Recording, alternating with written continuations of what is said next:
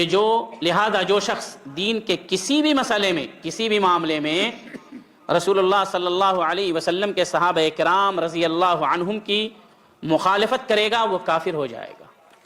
یہ جملہ ہے فقط کفر. کیا ایسا ہے؟ صحابہ کرام کی مخالفت کرے گا تو کافر ہو جائے گا؟ شیخ صالح الفوزان حفظہ اللہ فرماتے ہیں سلف صالحین کی مخالفت کفر ہے. سلف صالحین کی مخالفت، یہ شیخ صالح الفوزان حفظہ اللہ کہتے ہیں، یہ کوئی نئی بات نہیں. کیوں کفر ہے؟ ابھی تک جو باتیں گزری ہیں اس کی روشنی میں آپ لوگ بتائیں کیوں کفر ہے؟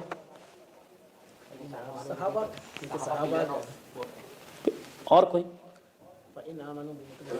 کیونکہ اس میں اللہ کی مخالفت ہے، اس کے رسول کی مخالفت ہے.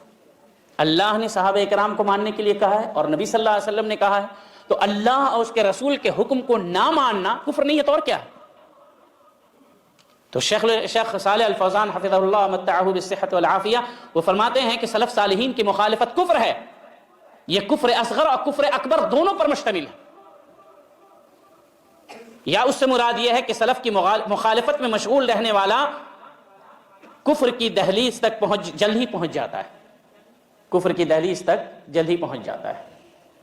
تو سلف صالحین کی مخالفت کفر ہے. یہ تعبیر وقت کے بڑے عالم شیخ صالح الفوزان حفظہ اللہ کی ہے. یہ تعبیر دین کے عین، کتاب و سنت کے عین موافق ہے.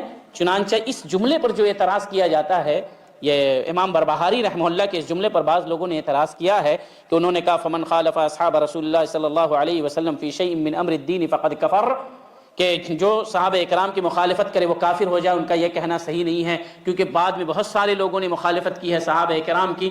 تو صحابہ کرام کے منہج کی اور فہم کی جو مخالفت کرے وہ کفر ہے. باقی صحابہ کرام نے اگر کسی مسئلے میں انہوں نے غلطی کی دلیل نہ پہنچنے کی وجہ سے، تو بعد کے لوگوں نے صحیح دلیل کی بنیاد پر ان کی مخالفت کی ہے. لیکن فہم سلف کو نہ ماننا یا اس کو نئی چیز قرار دینا، اس کو سرے سے اپنے اور نبی کے بیچ سے ہٹا دینا، یہ خوارج معتزلہ عشائرہ کا طریقہ ہے.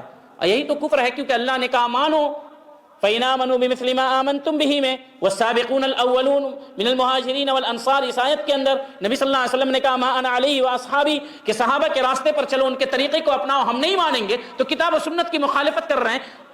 اسی کو تو کفر کہتے ہیں. کبھی یہ کفر اکبر میں شامل ہوتا ہے، کبھی کفر اصغر کو شامل ہوتا ہے. تو یاد رہے کہ منہج سلف کی مخالفت کیا ہے؟ گمراہی کا پیش خیمہ ہے.